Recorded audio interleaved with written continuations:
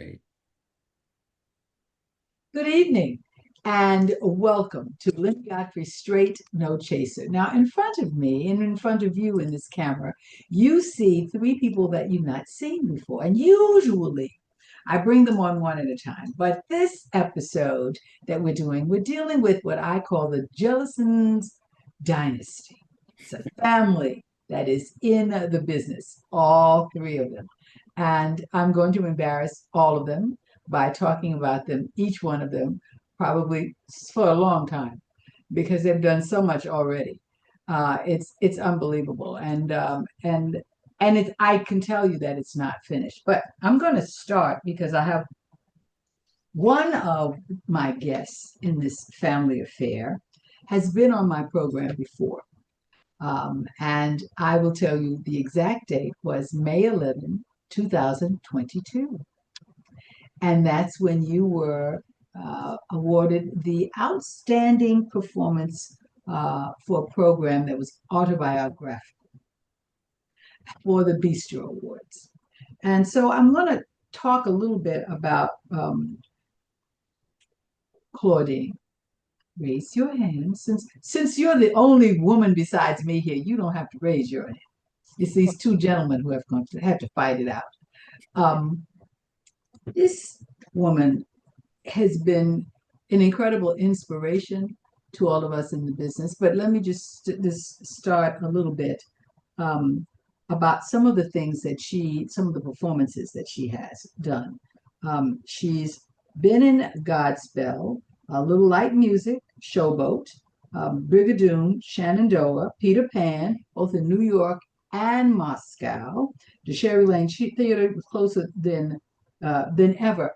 Now, I have to say that in itself is an impressive group of classics in the theater, some plays, some musicals, and then she veers off to go to cabaret. And in cabaret, which is where I really am more familiar with her, because even though with Peter Pan, I should have remembered working with you. You were so phenomenal. I thought I saw you. I didn't know we were ever in the space together.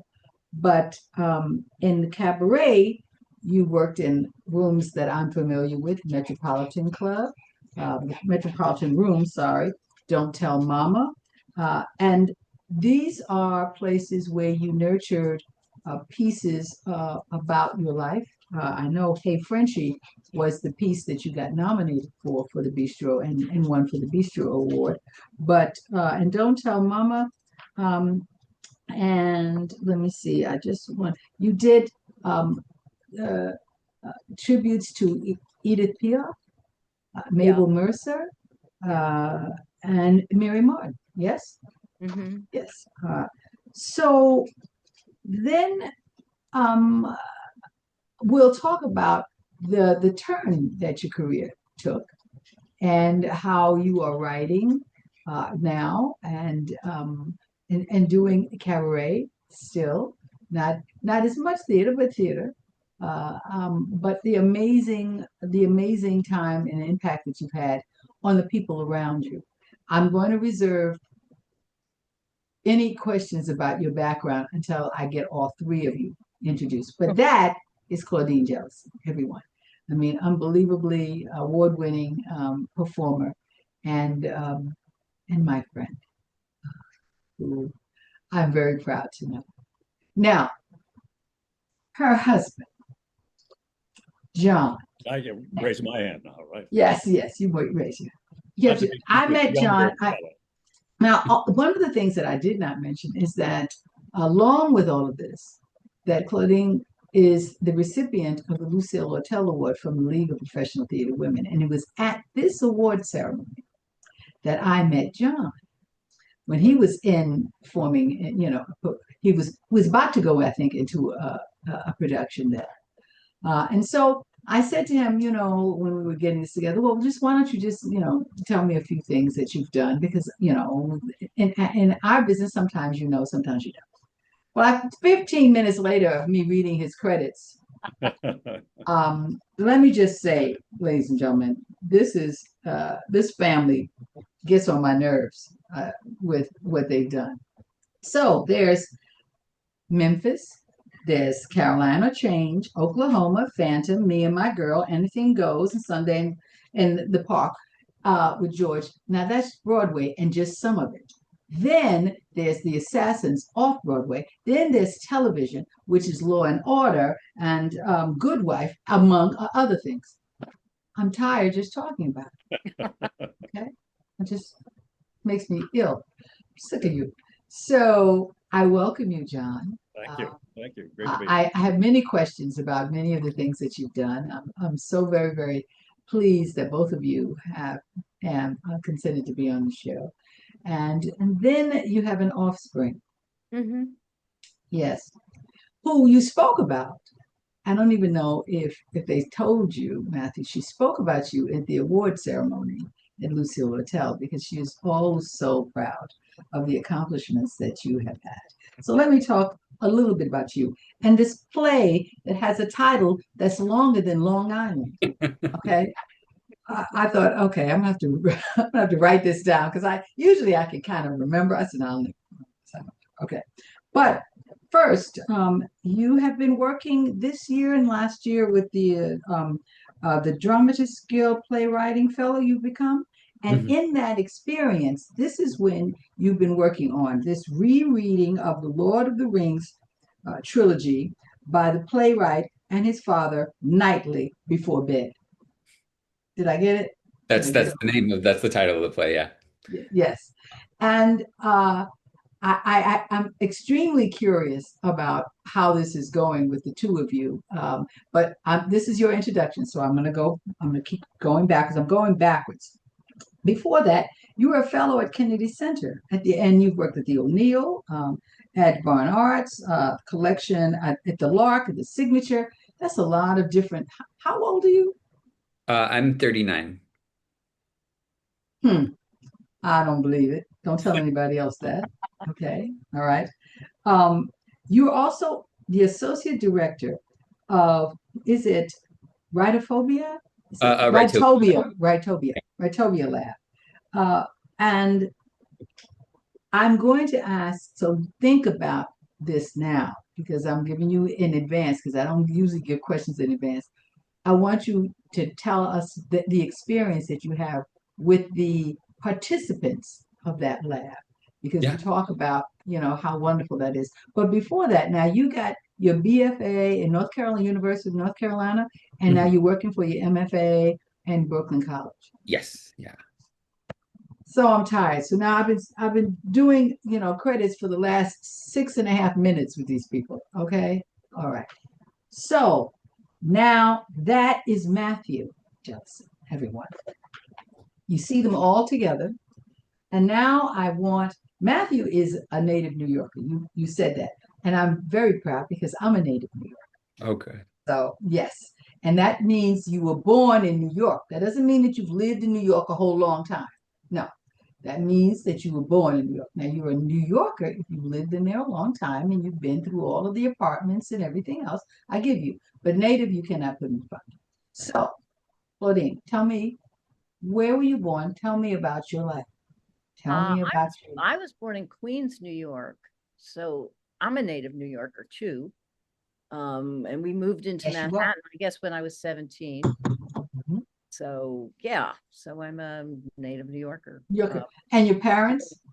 My parents were immigrants. Well, my mom was born here, but she grew up in France, and my dad was born in Morocco. Morocco. So he was, and they met in Morocco, and they got married, and then when it was time for me to be born, my mother said, well, I'm an American, I'm still an American citizen, and I want my kid to be born in America. So they came here. So that was Where in America was your mother born? New York City. So you've got New York in your blood. Right. All the way Yeah. through. Yeah. She actually, she was baptized around the corner from where we live in oh God, I can't remember the name of the church. Holy Cross. Holy Cross in Hell's Kitchen. Oh, wonderful. Yeah. Wonderful. Yeah. That's wonderful. Oh, how incredible. So you went to school in New York? Oh, yeah, public school all the way. Yeah. Okay. All right. Okay. Queens, or did you when you came into Queens, Manhattan? public schools in Queens, yeah, yeah. Okay. And then when I was 17, they moved back into Manhattan. My dad had a restaurant, and we lived above the restaurant. But I went off to college, so I was only there for a couple of months. Oh, Yeah. okay. All right. All right. John, what about Yes. you? Now, I mean, I get this wonderful resume, but I don't get any personal stuff. So now, all right, what about you? Where I was born? Mhm. Well, I was born in Saginaw, Michigan, and moved very quickly from there to Woonsocket, Rhode Island. And I was raised in Rhode Island, and I Mhm. consider myself a New England. So, Mhm. All so right. uh, School. yeah, all the Woonsocket Yeah. uh, public schools. System, school system. Yeah, yeah, yeah. So how did you two meet? Now, Matthew, listen closely on this. Okay. How did you two meet? We both did a production of Candide at the Arena Stage in Washington, D.C. And I was Maximilian and she was Paquette. Paquette. And that's How we met. that's how we Yeah, got together. yeah. How long? Yeah. Go on. Go ahead. No, I no, had no. You done tell me. undergrad- You I had what? my undergrad stuff with the director. He was the associate director at the time, Doug Wager. And John had gone to BU. Boston University yeah. with Doug, and Yeah. he wanted both of us. So he asked for Mhm. both of us to audition, and then we did, and we Mhm. met each other. Yes, and that's when you met. How long before you realized that you were going to be a couple? Well, it was a long show. It was all summer, so we started, sort of far apart, and as the summer grew on, We got Friendship. closer. Okay. All right. I don't want a whole lot of information because it's okay. Okay. Yeah. Well, okay. This is it's interesting to think about um two people who are from very different places though, and how the theater uh, remains a place where a lot of us, meet our mates. Some of us meet our mates and they're in the production. I met my husband. I was in the production. He was visiting the production. He was an audience member. Yeah.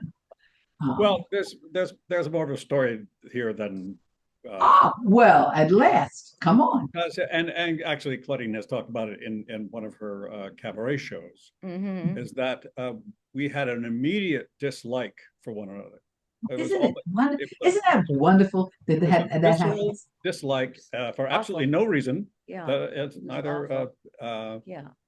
And Uh, I think I am more to blame on that because I just didn't like her at all. Well, And yeah. and to this day I can't figure out why. But at some point I decided that I Maybe was it's wrong. because you really think you really liked her and you didn't want to I admit think that that's you. what I know. It's fascinating to me that I would have such a strong reaction to her because I basically like people, you know, and when you're in a cast, you have to work with people, so you want to be as lovely as you can because these are Mhm. intimate Yeah, yeah. You spend more time with these uh, people than you do with your own family at home. yeah, Yeah, yeah, Yeah, sure. yeah. and actually they become your family for a Mm-hmm. number. By that time, But yeah. but no, I had this immediate dislike, and it's fascinating to me uh, that happened, and I think in the back of my mind that I think, well, she's the one. That's all I Well, can. that's exactly what happened to me and my husband. I mean, I had an immediate dislike for him, but Huh? if he hadn't come every Friday night with a different woman, it would have been, that was another reason why. I mean, everyone went, "Oh, here's this man again," but and I said, "Yeah, he's there with another woman. Please, I can't be Yeah, bothered." yeah, yeah. But I knew that I didn't dislike him because he could be, you know, and so I made it really hard for him. But that's okay. That's another story. Um, how did you all work together though? Now with this dislike. Oh no, we were all professional about it. Oh, It yeah. wasn't. No, I think it was just. Well, for instance, when I say you're a family, so we'd work, and that was all creative and wonderful. It was a great rehearsal, but I wouldn't talk to her No, he wouldn't. afterwards. He wouldn't. I was Yeah. rather cold, Yes, he was. Yes. and Yeah. And we lived on the same floor. Nobody else lived on that floor in the hotel. And I was just like, okay, all right. I'm just be that way. And and then one night he knocked on my door and we talked and it was like, oh, this guy's okay. So yeah, Well, that's good that that knock came because of that knock, we go to the next uh, person, you know. it was Ted Koppel really because if you remember, Ted Koppel was on, and I really enjoyed watching him, and she was the only one who had a television, and so Ted Koppel also brought us together. So yeah, there you go. Yeah. Oh, okay. So your excuse was to say, you know, are you watching Ted Koppel tonight? I'd like to watch that. Yeah. Is that no, what that's not really true. I had a moment of clarity in which I said to myself, "No, she's lovely. Why don't you like her?" So I actually went to her apartment to start over, that's to lovely. start like to create a friendship, and Okay. that's all it was. And Yeah, of course, and Ted that would Koppel was make it, the cherry yeah. on the Mhm. Sunday. But Did it make working, I know you say you were very professional, but because then you broke down that barrier, was working any easier for the two of you? Mm-hmm. well, in terms of we had a lot of our scenes together, and Mm-hmm. they were always fine. They were always fine. Mm-hmm. But then Mm-hmm. when it was time for a break, then we could talk to Then you one just another, and it would Yeah. just be friendly, Yeah. Well, as the and way actually we worked things out. We worked things out on the scene. We in our some of our scenes we found comic bits. comic bits and things because now we were where was okay. how long did this happen in the rehearsal period? Oh, I think it was a couple of weeks. I mean, Yeah. it was not like 2 or 3 days. It was It was about 3 weeks or so. yeah, Yeah. I mean, I think by the time tech rehearsals started, we were okay. yeah, they were good buddies. Yeah, we Hmm. were. Yeah. And then we started to work things out. Well, the light's coming here and you do that and this is that. And then, okay. So you felt more comfortable doing it. Yeah. Well, Matthew, do you know this story? I do. Yes. Yes. And what do you think about it? Now, you just told me that you had to be someplace with your, what is it now? Your girlfriend's ex-boyfriend? What? No, I was in a train car. I was just sort of riffing off the day. I was in a train car earlier today, and this guy walked in, and I was like, "Oh gosh!" And I mean, it was just for one stop, and then I left. Mhm. I had to have a transfer anyway. Uh, Mhm. yeah, I mean, I think they're. I mean, I think it's fun. I don't know. I think it's fun that this whole story that they didn't. Yeah, that there was friction that started off. I mean, I think that's a really kind of exciting story and appropriate story for the beginning of a big love story afterwards.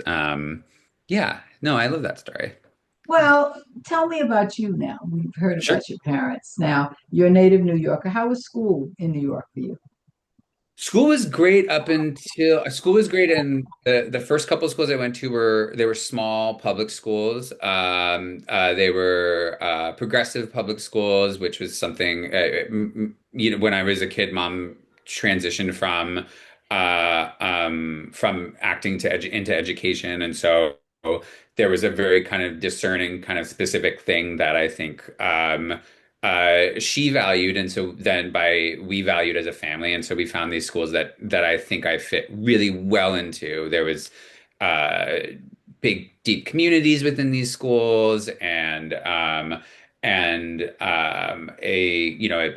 sort of really cheering kids on to share their individual voices and so those were the communities that I grew up in, and I really felt like I thrived in them. And then I went to high school, and that was a very different experience. It was a big school, and I felt a little lost there. So and it was, and then I sort of refound myself as far as like my social self and who I was around friends, but maybe love of school itself waned during those years, I would say. Were, Uh, were you and did you have any indication about the arts? And I'll get back to the two of you, because when did the arts come into your lives? But when did the arts come into your life? I mean, I mean, I don't think it never was. It was never not there because, grew up. Mom and dad are actors, and then even when mom switches careers, I'm spending backstage.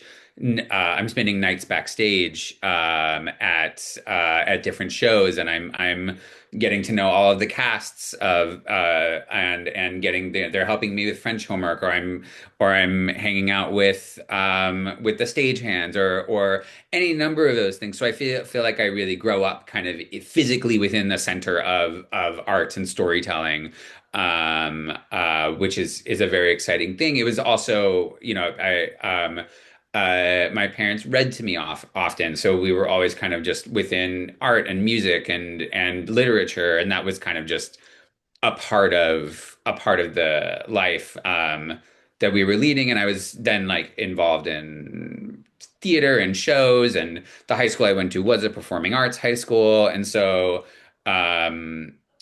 yeah, it felt sort of a part baked into everything of the life that we lived growing up. now you say the school that you went to was a performing arts school. Mhm. The beginning school was not, was it? It was just a regular elementary, middle Yeah, school kind of yeah. experience.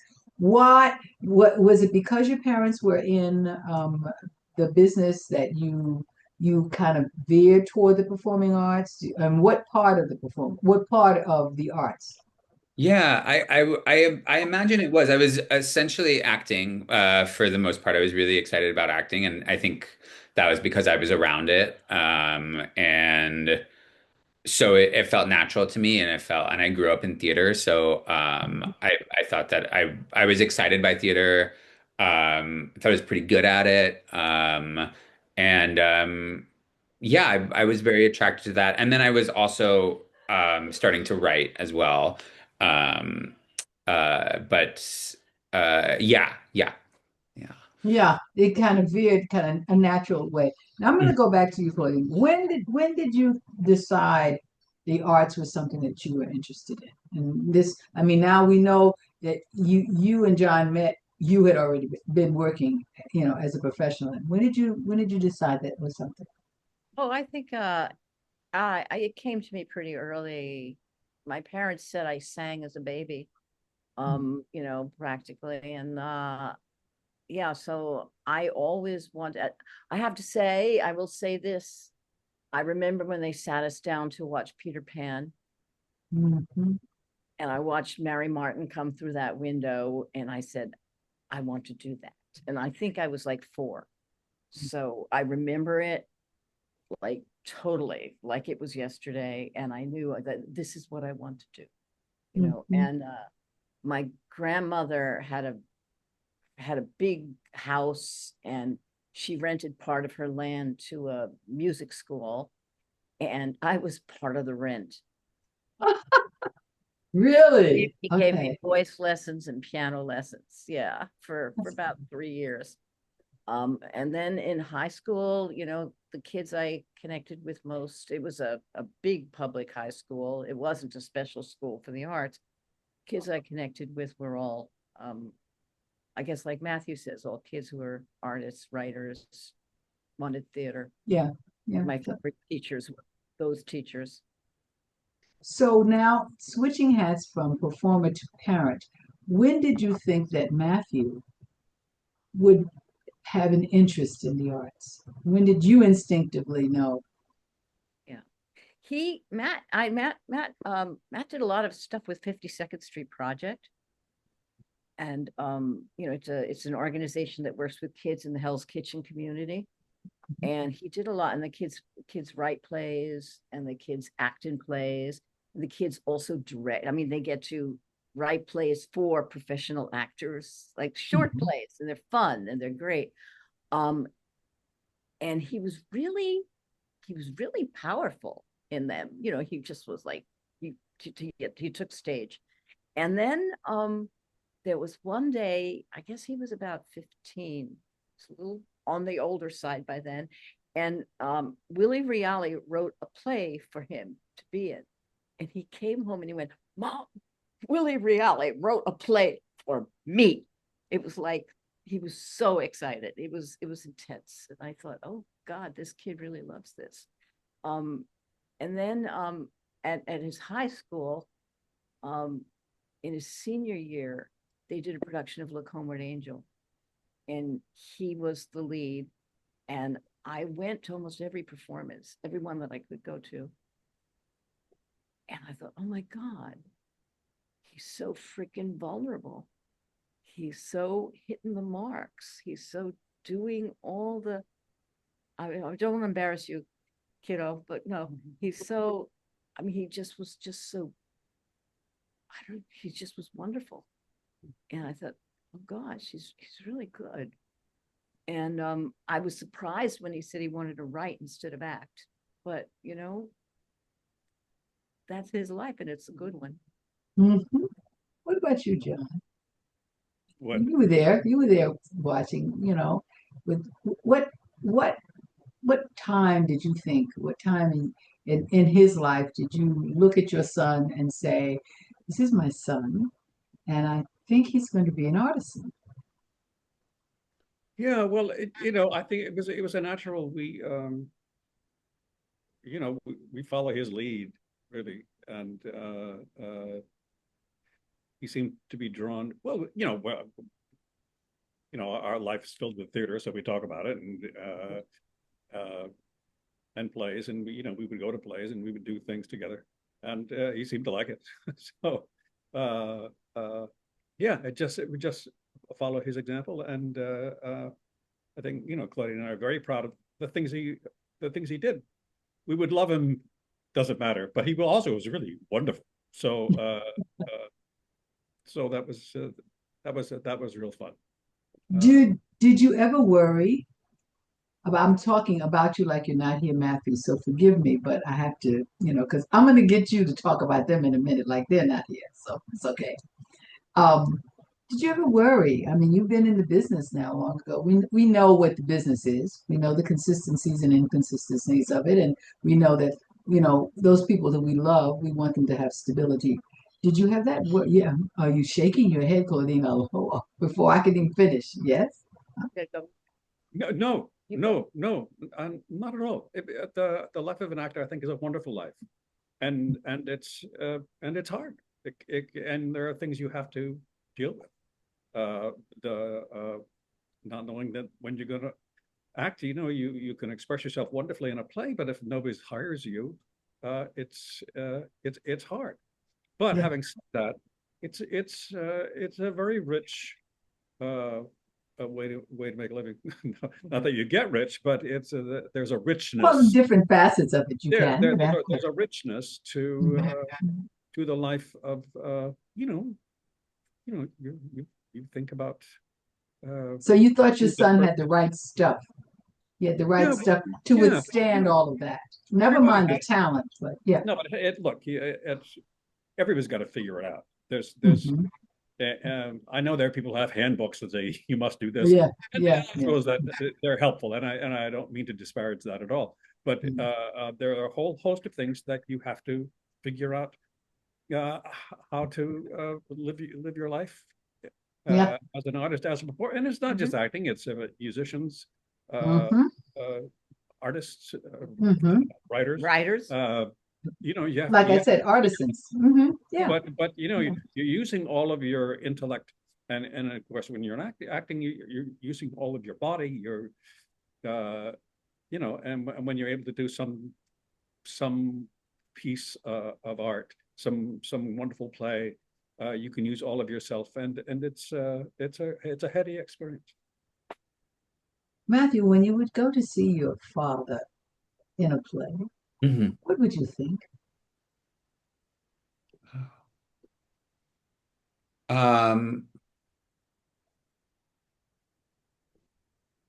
What I think, I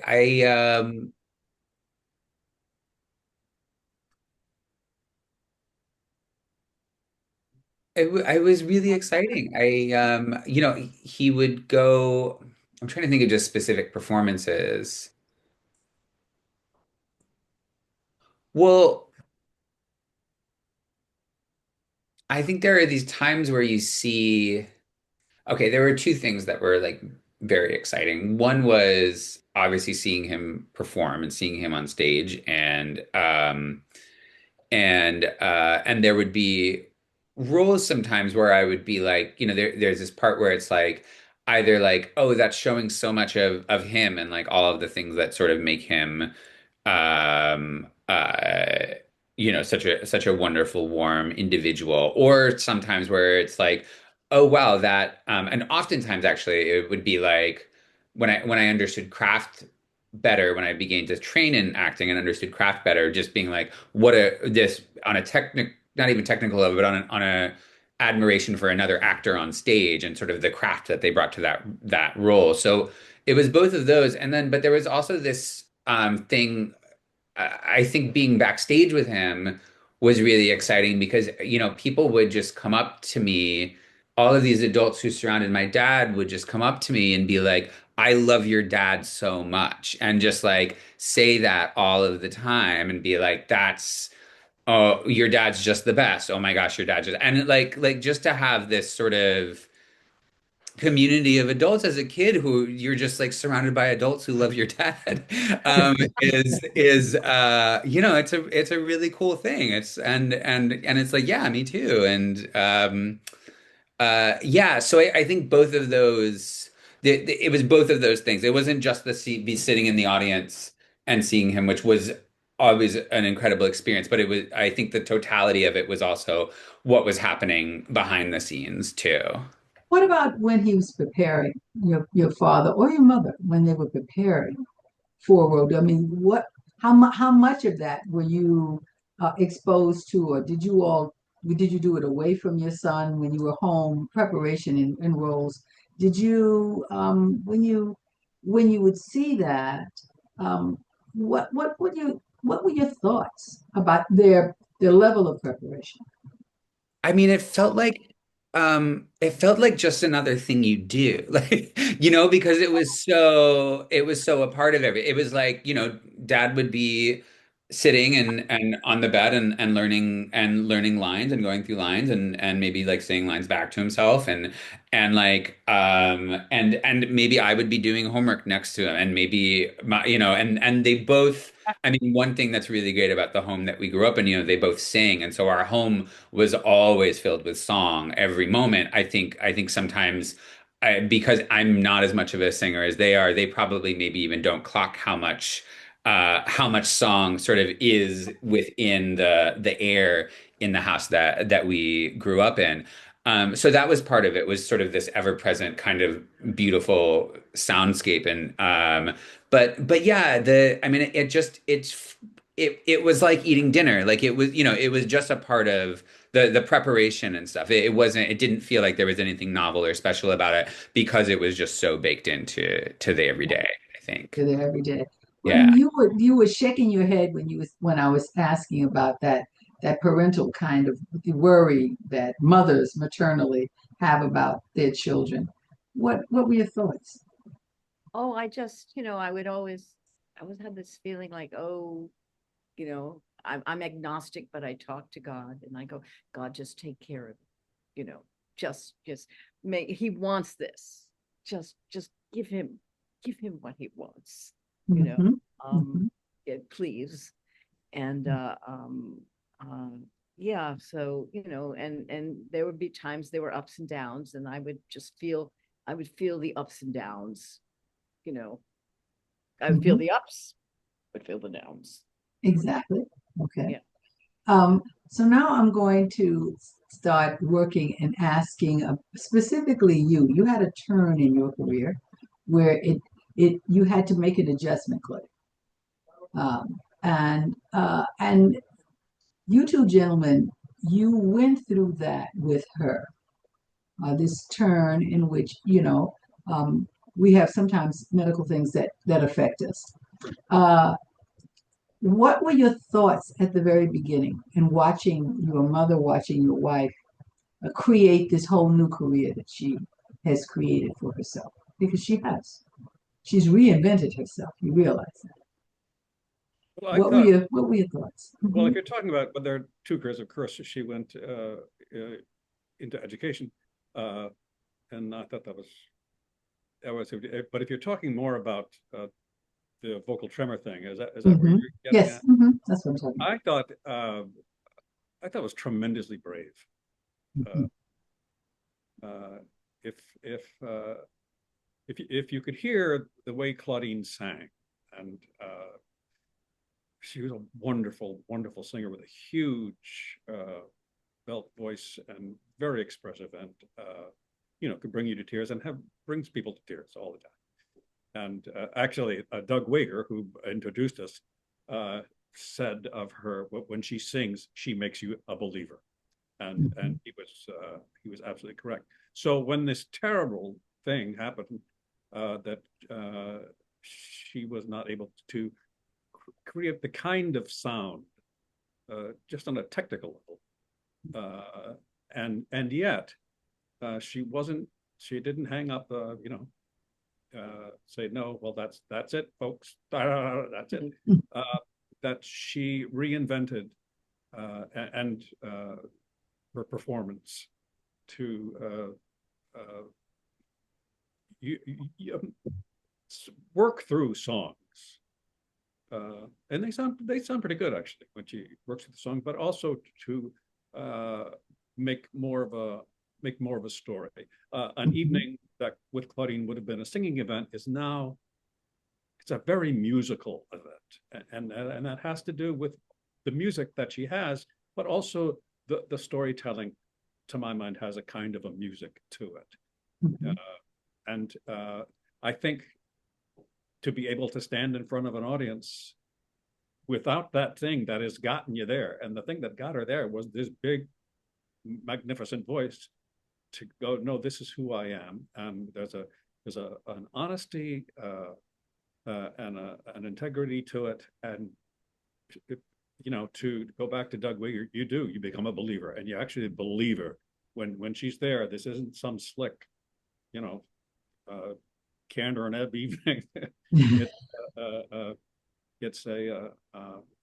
you really get to the heart and the soul of who she is, and she's real honest, and it is also artistically a very fulfilling evening when you see it. Well, John, just tell us how you really feel. I mean, really. Well, you asked, so there you go. Well, what about you, Matthew? When you watch your mother now, you've known her now a long time, all your life, and you've been there when she was in one phase and now is in another. Your thoughts? Were you ever afraid for your mother? I mean, when the tremor first happened, I was really, really, really sad for her in abstract, like before seeing what she did with it. And just knowing that, like, oh my gosh, that is because she had already, when she retired from teaching, what's that, mom? Like, is that 15 years ago? 10? A little more than 10. A little more than 10. So when she retired from teaching, there was already this reinvention, or maybe returning to roots of going back into cabaret and building these shows. And these shows were they were so good, right? I mean, just real feats of storytelling, and she sounded great, and all of this. And so, like, in that moment, first, I was so excited for this rebirth, this either coming home, that she had over those years. And so when the vocal tremor happened, it felt so sad that this sort of like coming home, I was really sad for her, and I didn't know. It also was around the time that the pandemic was happening, and I was like, I guess just the world is, we're we're it's just all of the dreams of everyone is going is failing, and that she was able to just actually take those given circumstances and spin them and make them her own and create, I mean, everything my dad said about how brave It is. That's totally just a huge part of it. And I also look at these shows that were so good before she had the like the storytelling was so good before she had the vocal tremor. And the storytelling is even better now because they're so raw and textured and and yeah, it's just very raw and very vulnerable. Um and and experimental because now without the songs there are new facets of storytelling that I think that she's also uh, um, uh, diving into. So I do, yeah, no, I mean, I think it's remarkable, and I tell everyone about it, and everyone's like, "Your mom is so cool," and yeah, it's incredible, yeah. One of the things that I spoke to them earlier, one of the women that I listen to when I'm before I do what I do is Ethel Waters. And one of the things that she's asked is an interview of 19, I think it was 1954, Ed Murrow was interviewing her, and he asked her about singing. And she said, well, I don't consider myself a singer.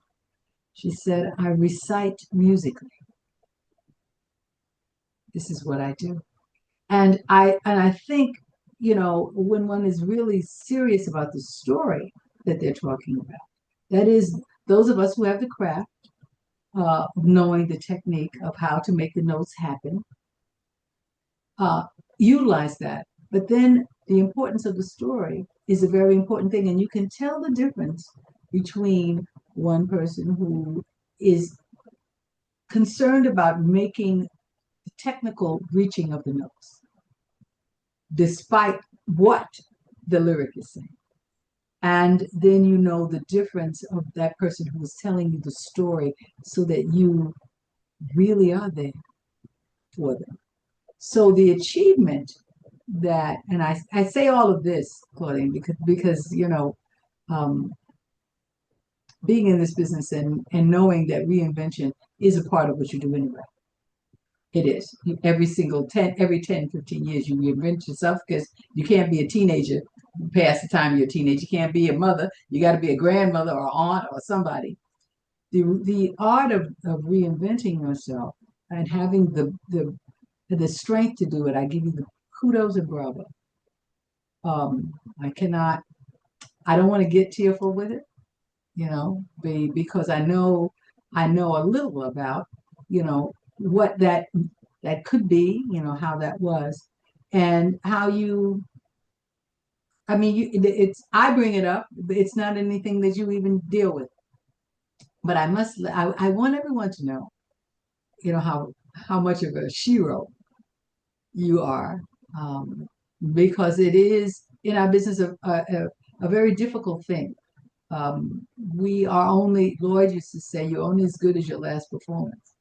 And when people do that, when you overcome those things, and your last performance is something that they go, well, she's even better than that now, you know, uh, it may not have been what your intent was, but the achievement of it is absolutely magnificent. So I give you kudos. Now, enough of patting you on the back. I'm getting to these men now. Yes, please. And this long title that I've got to say again, so that I can ask father and son what it's like working with one another. Tell me, why did this come about, Matthew? Yeah, so the play is so growing up, Dad and I read Lord of the Rings trilogy. He would read to me every night before bed, maybe third or fourth grade. And I think we both remember this period of time as this sort of incredible, like, I don't know, just moment in our relationship. And but when we go back and we've sort of talked about it, I think neither of us have remembered like super specific details. For the most part, there are little ones that pop out here and there, but we just sort of remember it as this really great time that we had, and a kind of a developmental milestone for me, and it sparked a lot about storytelling for me. So I feel like it's part of our relationship lore a little bit. And then when we where I work, the organization that I work for, what I do is primarily design creative writing workshops for kids and teens. And we teach a lot. We teach through writing exercises and writing games specifically. And so part of my job is to design those games and publish them and disseminate, give them to our instructors. That's Utopia Lab. Is that Yeah, Utopia? yeah, yeah. And so we were play testing this game called Story Within a Story that we were designing, where basically you write a story about a time you heard a story.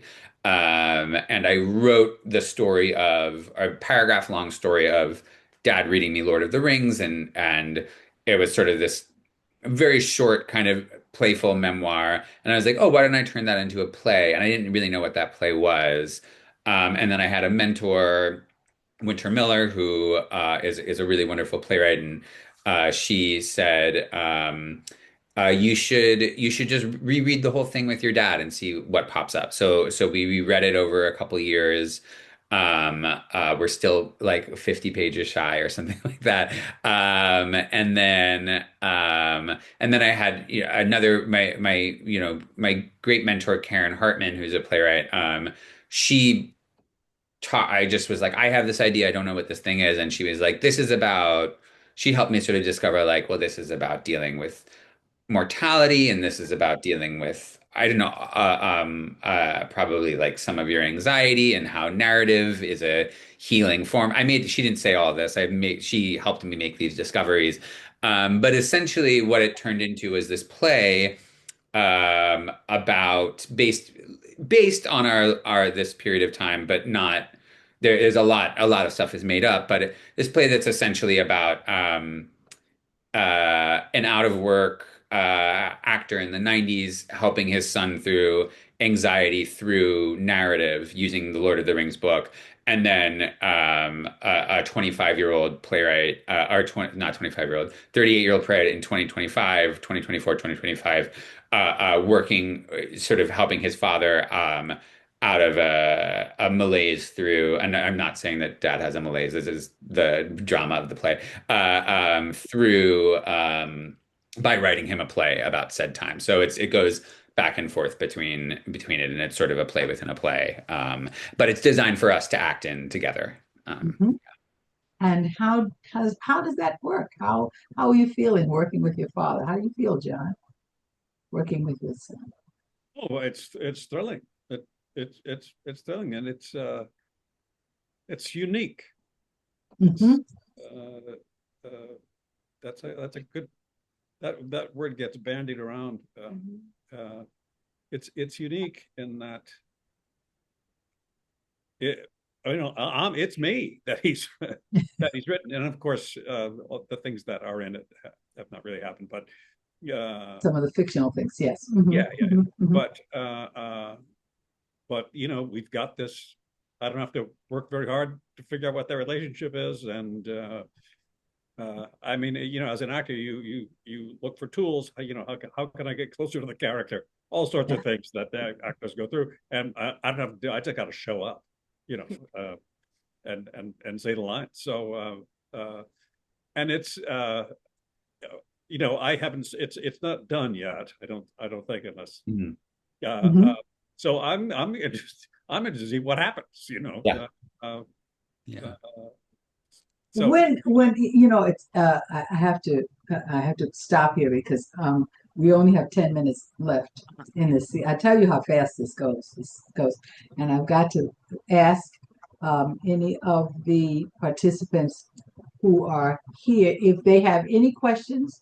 Please let us know because if you have anything that you want to say, if you want to say hello or anything else, we have a few minutes because I still have a couple more questions I want to get in before we get to a few minutes after 8 because we started a little late. Is anything? No, quiet. Listening. I have to do this because. Okay, so now we can go. Okay, all right. All right, so you have this play. You're both working on it. Um, I have to, the reason why I do this is my concern about the sustaining of theater, the sustaining of the arts in general, um, and encouraging people not to be dependent upon outside forces, but to be independent and to create things that will be there for us in 50 to 100 years, that we are responsible for and that will represent us the way we'd like to be represented. How does that fit with all of that? How does that fit in how you feel about this, the arts today going forward? What our place is in it? I'm going to start with you, Claudine, because you're not in the play, so you have a Yeah. different point of view.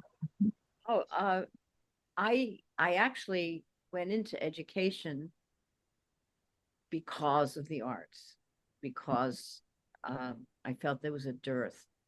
I'd done a show in Russia and they were so in love with their children and so in love with the arts. And I came home and I said, like, what the, like in New York, we don't have anything. So I got involved in arts education, and that was my passion for many years until, till achievement tests took over the education department and I had to leave. But yeah, I mean, I think if we don't do something to keep the arts going, and I'm not talking about for, people who can afford $500 seats, but for the people, for the children, um, we're going to make ourselves obsolete, and that can't happen. It's not. I can't fathom that. So, but watching these guys work together, it gave me such hope. It gave me such a big hope because they just were shooting back and forth with each other and creating a scene and making theater. Mhm. And John, what do you feel about it? How do you feel about, what you're doing, how it's contributing to the sustaining of arts, the arts form, you know? Well, I mean, Matthew's play just it's really vital. I mean, it's there's a lot of struggle that goes on in the play, and I think the kind of struggles, uh, the struggles are our little boy and a father trying to help him out, and then Mhm. later on, the little boy Each trying to other. help the father out. But Exactly. it's real stuff. It's how do we deal with uh, the complexities and the heartbreaks that can occur, In and life, in life. yeah, and that play addresses it. It's I think there was a kind of a warmth that had that, and it felt true. Doing it, I said, this feels true. There's something about this that this isn't uh, a flighty intellectual exercise. It's there's a heart here. I guess it really comes down to a heart Mhm. that has great heart and Yeah. craft and all that Matthew, wonderful stuff. your generation, because it's a different generation, uh, is when I talk about family dynasty and dynamics in theater, our I think our environment cannot exist without people leaving an impact. Um, where do you think this will fit in the progression of theater in the next 5, 10 years? I think maybe it's, I mean, I don't know, but if I were to maybe just think a little bit about this in context of generation and of theater in total, I think uh, a lot of things that I think the generation of dramatists that are around my age and maybe younger and a little bit older are just looking at new models of theater and new places of theater and spaces where theater gets done. And part of that I think is in response to just, the absolute insanity of the industry and as it exists now.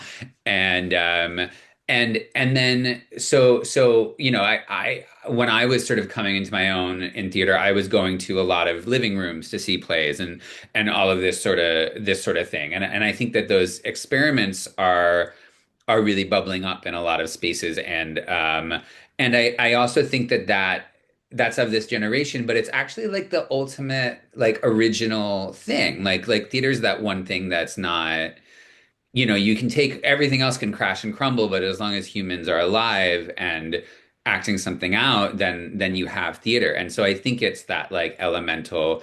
I hope that I'm able tapping into some of that with this, because when Dad and I sit in our living room and or in my parents' living room, and we read it out, we're literally putting on a show. We're actually like doing the thing. So like it's yeah, so it's a little bit of gobbledygook, but somewhere along there, that's kind of where I hope it exists and in there.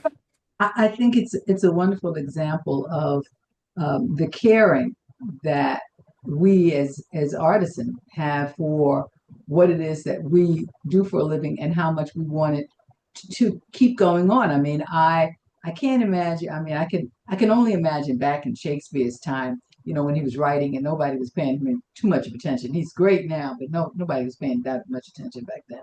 But what he wanted to do, how he wanted his work to be, he wanted the work and the whole point of art to keep going. And I think that's what we have to do.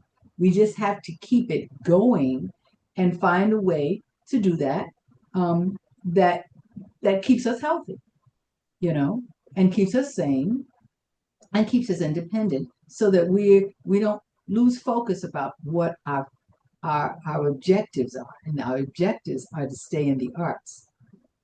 And that's what's the most important thing. And I say that now because that kind of sums up where we are in this whole hour. I told you it goes fast. It does, and you all have been absolutely wonderful in answering my prying questions about how your families have joined together, and the obstacles and the hurdles and the successes and all of the things that one wishes for a family of artisans. you know you are that. you know Maybe I'll find some others, maybe I won't, but knowing that you are a fine example of what this industry has created. you know it's it's an incredible thing.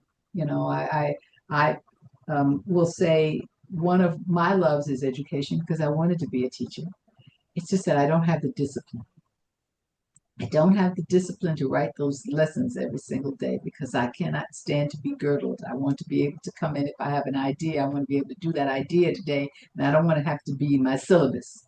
So I learned very early that that wouldn't be for me, but that doesn't mean that I don't love the whole art of education and what it does for our students and what art does for our students. So I thank you all, and I expect to keep on hearing about not only this play, but many more other things that you all create, together, uh, uh, as a unit and separately. You are the future of where we are in the theater. And so I thank you all. Thank you all for this hour of sharing so much of yourselves. Thank you. Yay. It's been absolutely. Now we're going to come to an end for Linnie Godfrey Straight No Chaser. I'm going to stop this recording, and I thank you all very much. It will appear on YouTube, and thank you all for coming here and being with me. Stay on when I stop it, because we have to do a little bit more. And thank you, audience members, for listening to this. this is a part of what we are starting to create. We create, everything starts a little bit at a time. And it's one of the things that's the seeds are being planted. And so we'll see in years to come what we'll reap, what you are sowing now. So thank you. And you create the space, so Yeah, Well, thank you. thank no, you. thank you. We must speak about it. We all are storytellers, and so we must speak about it. Thank you, everyone. Linnie Godfrey for Linnie Godfrey, Straight No Chaser. Have a great evening.